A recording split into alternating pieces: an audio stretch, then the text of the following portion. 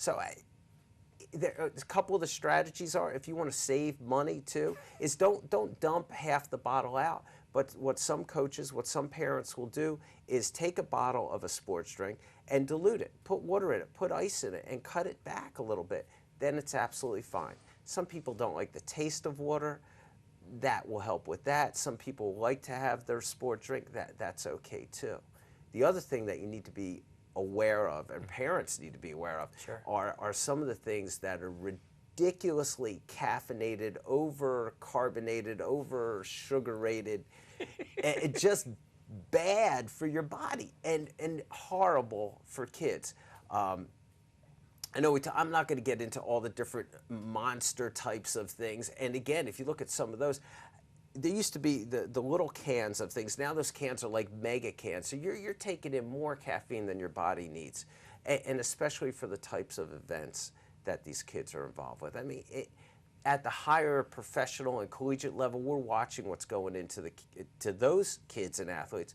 Why don't we do it for our kids? Oh, I absolutely agree. I see sidelines littered with some of the more popular sport enhancement drinks, Right. and just watching the play on the sidelines. From the sidelines, the kids, it's basically a roller coaster. They get ramped up. They're all ready to go before the game starts.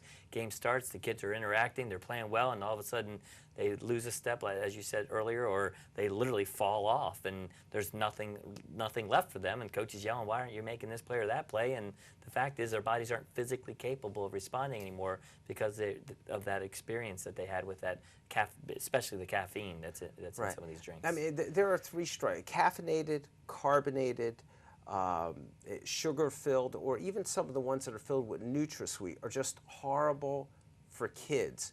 The carbonation can interfere with your body's absorption for calcium. In long term, that's bad, but it could also cause some stomach issues too. The caffeine could get them racing, and then maybe they'll have to go to the bathroom even more. So they're not really absorbing the water that's taken in. So, and I cannot tell you how many times of those littered products along the ground are just soda cans because, well, little Joey won't drink. Well, guess what? You know, if little Joey wants to play ball, if little Joey wants to make it through this season healthy, little Joey's going to have to drink something better than a diet carbonated, caffeinated beverage. Good point. A couple of the points in those drinks are nutritional points that you just mentioned. I've heard the whole idea of carbo loading. The night before a game, eat a big spaghetti or baked potato meal or something like that. Well, from a coaching standpoint, who is preparing for practices in the summertime or even the games coming up? What are some of the fundamental needs of the student athlete in terms of nutritionally preparing for activity? Right.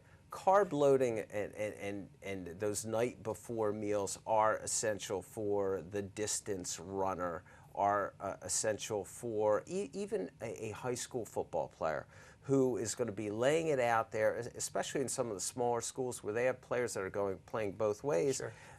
That person needs to be nutritionally sound, and starting the night before is real important too. Eating something in the morning is important too. 2 to 3 hours before, not heavy. Carbs are fine to increase your energy level too. Then during a game, drinking. If you've ever looked at a sideline of an NFL game, we have these two big orange coolers that are out there. One is filled with the product, and the other one is filled with water too, because they want that good mix. And then after is so important. Eating properly after is important. Not eating too big because your stomach is still. But rehydration. We talk about preventing dehydration. Rehydration is the other side of that. That's when you have to put back what you just lost. And this is where fluid replacement and some of those drinks that, replacing electrolytes and stuff like that becomes even more important.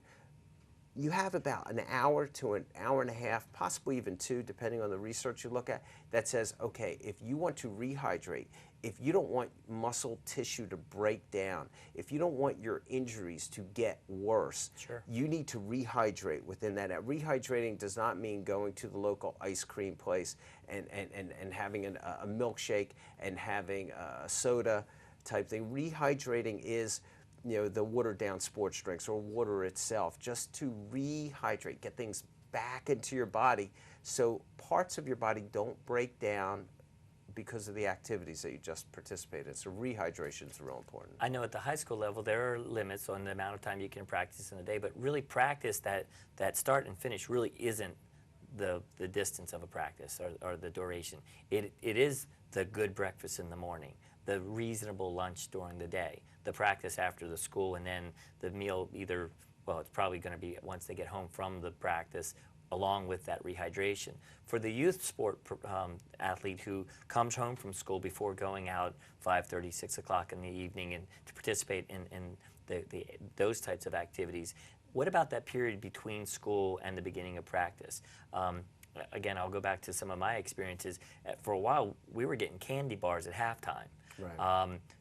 And then it changed over to orange wedges. We were getting some citrus in the middle. What's a good source of nutritious eating or resources to prepare that kid for activity? Well, you mentioned one right there. Orange wedges are a real great source of natural sugar, of fluid, of healthier carbohydrates, bananas. Fruits like that are great because they're easily digested and we don't have a problem with it. You're not backing up your system where in the middle of practice now you got to go to the bathroom or in the middle of a game.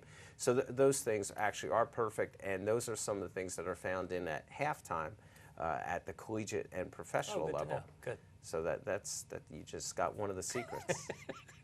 I'll make sure I put that out there to my son's coaches.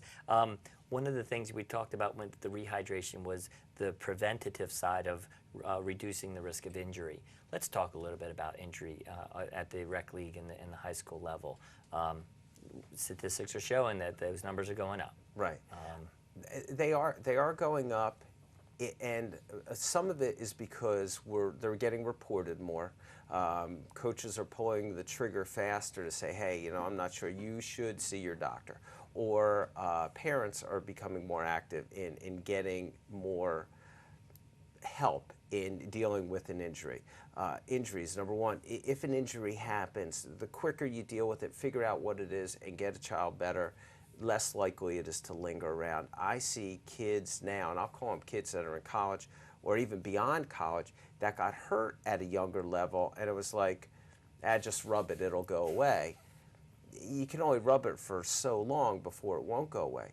The other part comes in too is that if you go to your pediatrician or your primary care doctor with a suspected sports injury, and your primary care doctor treats you the exact same way that they treat Mrs. Smith's ankle, who's 60 years old, and Joey Baldini's ankle, who got sprained. Everybody is different.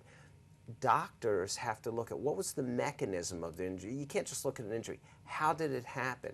When did it happen? Did it happen at the beginning of practice? Did it happen at the end? And then exactly what happened. Did the ankle turn this way or did it turn that way? All those things are important in coming up with what we call a functional diagnosis. Okay.